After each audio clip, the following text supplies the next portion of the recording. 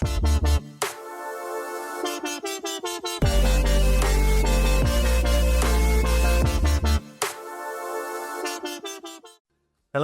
everyone. Thanks for joining us today. So yeah, on the back of Johnny and Emily's talk, we are going to explore a little bit some of the themes that they touched on. Speaking how SaaS and purpose for good, how those two things kind of interject, and kind of some of the nuances that might be specific to our industry. Back in 2019, when I first spoke to Johnny, his kind of vision for what Tailor could become as a SaaS company, but really what interested me was how it could be a force for good as well. And some of his ideas were really key to why I joined the team back then. And yeah, how the growth of Tailor and that impact has really developed over the last 6 years or so has been incredible and been really motivating for me. So really excited to talk about this today.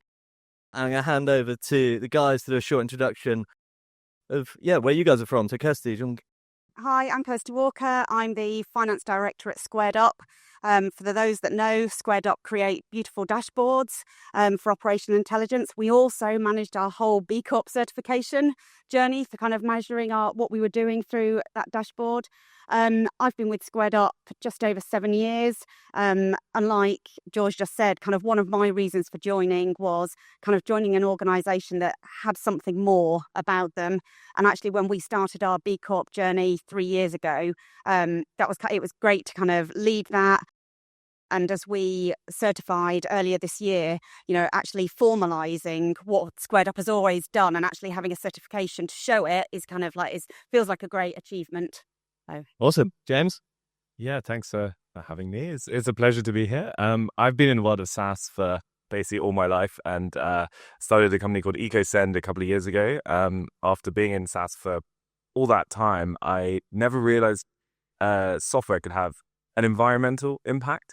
We didn't have trucks, we didn't have facilities, warehouses, but everything we do in the cloud uses energy, and that has a physical representation. So EcoSend was started with the goal not of solving all of that, but just in the email space. So if you send email, use something like MailChimp. EcoSend is the climate conscious alternative. That's us.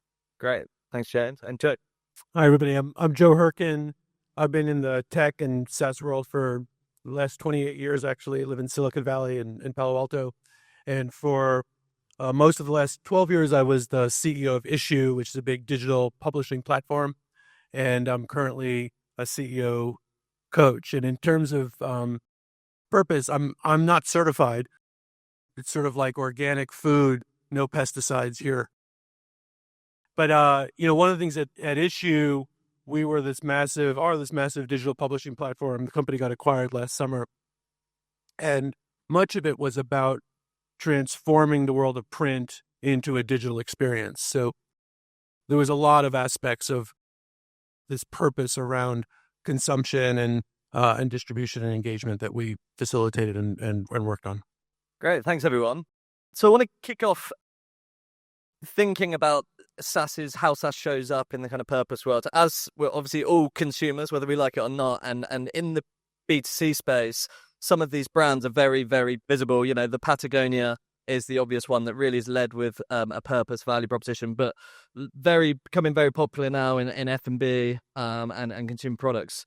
So the first question to the panel is, is SaaS showing up? Is it more difficult as a SaaS company to embed purpose, or are we just seeing it less? Kirstie, do you want to take that? Yeah, so I think it's more difficult. I think if you compare to the B2C space where you talk about the Ben & Jerry's, Tony's Chocolonely, they've got a very obvious kind of marketing tool to kind of out to their end consumers. It's very clear if they say, actually, we purposefully buy from small local producers and pay a good price, their end consumers can understand that. That's slightly more difficult, I think, in B2C, B2B and SaaS, and yet equally important to, kind of to the additional purpose you can get or benefit from looking at your supply chain. And so I do think it is more difficult. It's harder to kind of explain that to your customers. I don't know if you've got. Yeah, I would say that for us at EcoSend, we sort of had this sense that even when people talk about B2B, it's still at the end of the day people that buy software. I think in B2B it's harder because it's not usually one person, it's probably multiple. But we certainly believe that increasingly people make a lot of decisions in their lives based on the brands that connect with their own values. And so I don't see how that is any different in the business world. I think it's changing. And you look at a lot of the fastest growing SaaS companies today, they are bought by the users of the products with their own credit card. So for us, it's very important that we not only have a good product that stands by its values, but just fundamentally has built a great product. And I think if we can combine those two, then things will get quite exciting. Yeah, great. I think it's also we've seen in the B2C space where people use purpose for marketing, and they're not necessarily always aligned with, just because they say they're purpose driven and purpose oriented. Sometimes they're using it for marketing to sell more products, and I think in the SaaS world, there's opportunities around supply chain, who else you're working with. But at the end of the day, it's human beings creating products, selling to companies that are made up of human beings. And in many ways, there's purpose in the kinds of products and what we're making available and the efficiency that we're creating, certainly as well. Yeah, that's a really good point. When Tailor started really embedding this into our, I guess, like business as usual, if you like, a huge kind of debates and back and forth of how elevated that messaging was on our website. And we certainly don't lead with it. But, you don't have to do too much digging to find it. And I think, speaking to other SaaS companies here and guys on the panel, everyone's taken a slightly different approach on that. Whereas I think if you are B2C, it tends to be front and center. So there's definitely a difference there. But because it's front and center, there also has to be authenticity to it. There has to be a congruence between we're stating that we're a purpose-driven company, and then that has to filter down into everything that's happening. Otherwise, it's just used for marketing purposes, and I think it can actually be a challenge and a problem. I see that across a range of different businesses. Yes, too, right? definitely agree with that. And I think, particularly if you come on to things like climate, you have to be very careful about what you say and it being authentic. And that is one of the benefits, I think, of something like B Corp, where you are going through a level of rigor where you have to kind of prove it and kind of, back it up with evidence, kind of some of the initiatives you do. But I guess on that note, any SaaS companies for you guys that do stand out where you've seen models that maybe inspire you or you think particularly well? Joe, have you come across any? Yeah, I think there are a number of them. In particular, Canva is a really good example, right? So Canva is one of the fastest growing, hottest SaaS companies. Huge numbers of people want to be investing, massive numbers of use. They're going to do somewhere in the range of $3 billion of revenue this year. And they have what they call a two-part plan that Melanie, the CEO, and Cliff, her husband, CEO, talk about often, which is we're going to build the biggest company possible, and then we're going to do as much good as we can. Two-part plan. Build something massive, and then do as much good with it as you can. And they are regularly backing that up. In fact, just last week, they announced a $100 million donation to an organization that feeds people directly. And one of the things is it's wonderful that they're doing that with their money and with Canva's money. Increasingly, employees know that they're working for a company where the CEO and the leadership are actually doing these kinds of things, that the purpose happens in terms of their action, not just in terms of the kinds of things that they do. And that infiltrates, I know the Canva folks really well, it infiltrates their culture in really beautiful ways. And they work hard. Like, these are people, this isn't like a organization where folks are, working part-time, or there's not a whole lot of like charitable elements to how they work on a day-to-day basis. But there's real purpose in terms of how people see the effects of all that revenue that's coming in. James, Kirstie, anything that stands out for you guys? I mean, honestly, I think Tailor themselves are actually an incredible inspiration for us. But I was going to say Tickets. Yeah. But I think, and Joe's example there is also a fantastic one. Just such perhaps in contrast to some of the other people I'd naturally turn to. Yeah, what I love about that Canva model, I actually hadn't heard of it until Joe and I caught up a few weeks ago, is one, we've been a Canva customer for a long time and hadn't known about it. Two, I think it's how successful they are as businesses, and one thing that we really believe at Ticket Tailor is purpose and growth can be totally things that don't just stand alongside each other, but can support each other. And, no doubt at Canva that, yes, they believe they're doing a lot of good, but it's got to be incredibly motivating to the team as well. And motivation means more and better work. And so I'm sure they see it as part of their a driving force of their growth as well, even if it's not direct. It wasn't why we chose to use Canva, but, now I know it's definitely another. But it's part of why people use it. It's a part of why people go work there. And it's a combination. They have to pay people well. They have to treat people well. And if there's that element that people also know that there's going to be positive impacts. And, I'm sure there's lots of companies that have elements of this in terms of what they're doing. And I think if you'd have asked me kind of 48 hours ago, do I think SaaS companies do less of it? Actually being on this booth yesterday, speaking to lots of organizations who they might not have a B Corp certification or, and that's not necessarily that, but they're doing things with purpose. They're trying to build their organizations around a principle of doing some good. Now, they don't necessarily communicate that, or, they might do internally, and yes, that's great. But I think there are lots more cases out there that maybe people aren't aware of. Yeah, that leads nicely on to my next question, actually, because as Johnny kind of mentioned on the talk, there was always this intention to do the right thing and kind of be the good guys in ticketing, but it wasn't formalized, and we kind of had to sort of re-engineer it, reverse engineer and bake it in. But yeah, I'd be interested to know, maybe for you, James, because I think it was different, about what came first. Was it, you saw a business opportunity in the email space, or you saw a kind of problem in the world that you wanted to fix?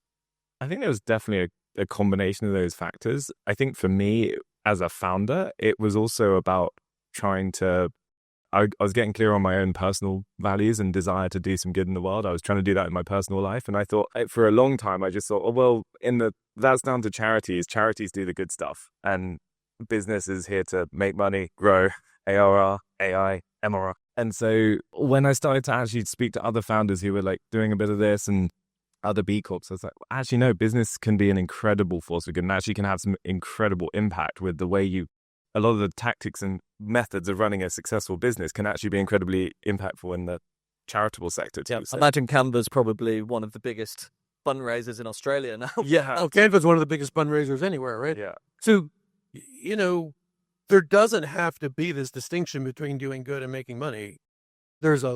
Particularly with SaaS businesses and with AI right now, there's opportunities to make huge amounts of revenue and grow revenue, provide real value to customers, bring the revenue in, you pay people, and people can do a whole range of things. So it doesn't even have to just be the company that is doing good. It's the human beings in the company that actually can start to do things themselves. So purpose doesn't have to be driven from the top down and from the company's perspective. Purpose exists in each of us as human beings in terms of what we're doing. Do we bring purpose to our job every day? Do we do something meaningful with the time we have, with the money that we're making? So I think that purpose becomes, it really gets distilled into each human being's efforts. I'm sure there are people at purpose-driven companies that aren't doing so great either, right? It goes both ways. Yeah, and Joe, talking earlier, you kind of mentioned this point about authenticity, how you can have the kind of corporate slogans or corporate values, but that kind of the personal purpose and how you build that in. Do you want to kind of touch on how you did that, Issuu? Well, yeah, I'll just kick it off with Google had this phrase, do no evil. Okay. So it's about how do you live that? How do you incorporate that into your organization, and how do you stand for it and live it? At Issuu, we spent a lot of time working on what are the core values we wanted to create within the company, and we created the values of care, grit, learning. In fact, I call my CEO coaching business Care, Grit, Learning. And on the care side, it's caring about the people who are working in the company, caring about our customers, how our customers use the product, the benefits they're getting, even going into not just the employees, but the employees' families. We're asking people to work really hard. We want to make sure that their families know that that they're loved ones are going to get paid well, that there's good health insurance, all these sorts of things. We have snacks like many tech companies do, and I made sure that all the snacks in our kitchen were organic, because I wanted to make sure that we're also nurturing people at that level too, how we are as human beings. And then grit and learning were two other elements, which I won't spend too much time on here. But yeah, I definitely think, when you think about purpose and impact, people quite often go to the macro of the world or the planet or the problem. And I think definitely at Ticket Tailor, there's concentric circles, and it starts with the team and looking after the team. I think if you go straight to solving problems of the world, but the 30 people in your office are having a terrible time and not feeling looked after, you're probably slightly missing the point. And I definitely think, that's probably priority number one, is that kind of care and the team and them feeling like they have purpose. But then also, I think a big challenge we've had at Ticket Tailor is, you can do all these initiatives in donations or whatever, however you're kind of driving purpose, but how you kind of draw that line from the, maybe the good in the world you're doing, and how, that's impacting your software engineer when they're getting out of bed in the morning and then starting work. Like, can you drive that motivation? I'm interested, like, at your guys' companies, is that something you think about, or is there kind of a separation between the good or the purpose we're trying to do, and then here's our kind of business and the people, and it's totally separate? I think for us, I think one of the things that was brilliant when we started the certification for B Corp was kind of the interest from the individuals. And like you said earlier, actually, some people cropped up who you wouldn't have thought actually that they showed their purpose, their personal values, and like really wanted to get behind something very specific. It might have been how, we're a remote company, how we can kind of really help employees with their kind of carbon emissions at home, so something completely outside of their role, but actually it gave them more value within the organization. So I think it does enable that. It enables people to have kind of a broader remit at work. So they have their job, but there's something else that they can get up for and be involved in. So I think that definitely played out for us. And do you get feedback on that, or do you have any, it's difficult to probably put it in a metric, but is there a way that you kind of, do you kind of get that feedback loop where you're like, this means something, or this, people do feel connected? I mean, from an employee engagement score, absolutely. And I think, another thing for us is, we have very low employer, people don't leave generally. They love being there. They like what we stand for. So I think actually having that certification has made a difference. We've always run the organisation like that, but actually having something credible that they can go and talk about does make a difference. Yeah, definitely. I saw a stat as well. I don't think we've got any Gen Zs on the panel, unfortunately. But apparently 74% of Gen Z now put purpose above pay in terms of what they're looking for in new jobs. And we at Ticket Tailor, even just the act of putting it into an impact report, which I think Johnny mentioned, I think there's a few on the chairs, was so powerful in the kind of hiring and interview stages, and definitely brought what we kind of believe and are to life. And we saw our hiring, it might have just been fate and timing, but our ability to hire great people changed almost exactly at that time. And I wonder, James, if you lead with that messaging, how much of your team do you think are attracted by the purpose? I'm sure you have to pay them well as well, but we do pay them. Yeah. They're all volunteers. No, I think it has been transformative, because I've been running a SaaS business not so purpose-led, and now we are definitively purpose-led. It's like in our name. And I think, sometimes running a startup, as anyone in this room knows, like, it's a roller coaster, and you can have some amazing days, and then you can have some really, really rubbish days or weeks. And I think that purpose has definitely helped pull people through and keeps people incredibly enthused, and often can be the thing that pulls people through a tough time. But, I see the engagement and the excitement people have, to the point where they can't help but tell their friends, tell everyone, and connect far beyond just the business side.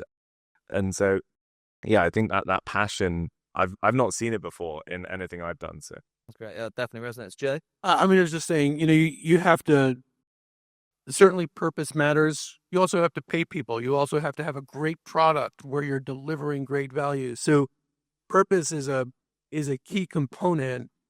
And in addition, there's, I think it's about the marriage of capitalism and purpose. It's, it's purpose-based capitalism, right? Where in many respects, you can have purpose, but if you're building a product that the market isn't interested in, your people aren't going to be very happy. If you have purpose, but you're building a product that's ridiculously expensive, but you're saying, hey, we're a purpose company, come pay for us. You get a tiny sliver, but you won't be able to scale. So you have to have that balance of we're purposeful in what we're stating as a company, we're purposeful in the human beings that we have, and we're doing it in a big market. Yeah, I totally agree. I think that almost links back to your point earlier, James, about it's still people that are buying your product, and probably the same with a brand like Patagonia is there's a price people are willing to kind of trade off that kind of purpose and impact side of it, but also they're probably not going to spend $500 on a jumper. I don't know, maybe they've got up to 500 now. But yeah, we've got a few minutes left, so I'm just going to round up with the difficult question. One challenge about being a purpose-led business, and one piece of advice for maybe some people in the room who are thinking, this could be quite an interesting thing to explore. Who wants to take that first, Kirstie? Challenge. I mean, I think, like you say, any day can be a challenge. And actually, for us, it was quite a lengthy process.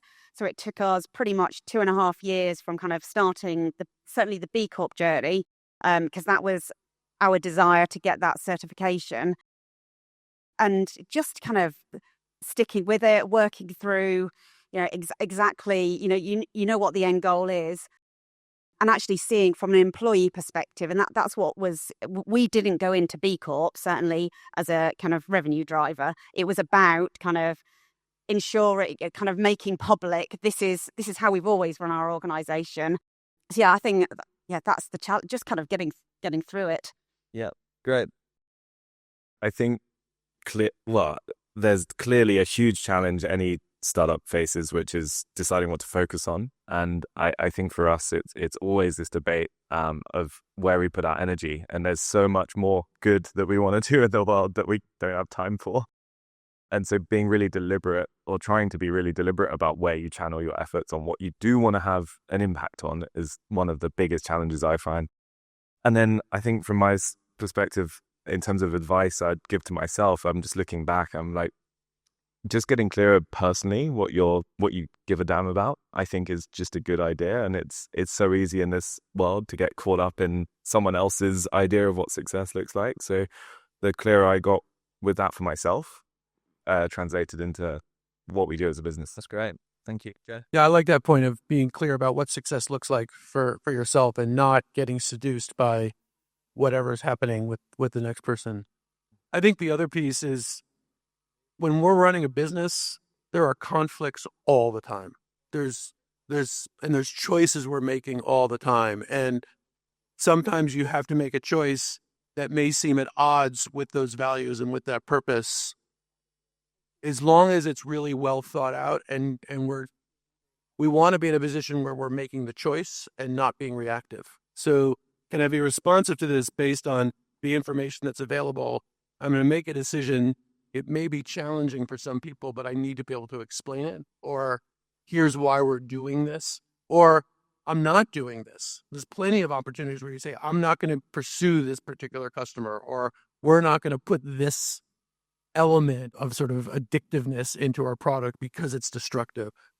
There's choices all the time. And so look at when you're making choices aligned with purpose, and look at when you're making choices that may appear to be against it, but that you can explain and talk about and have conversations. And we'll make mistakes and be able to address them together.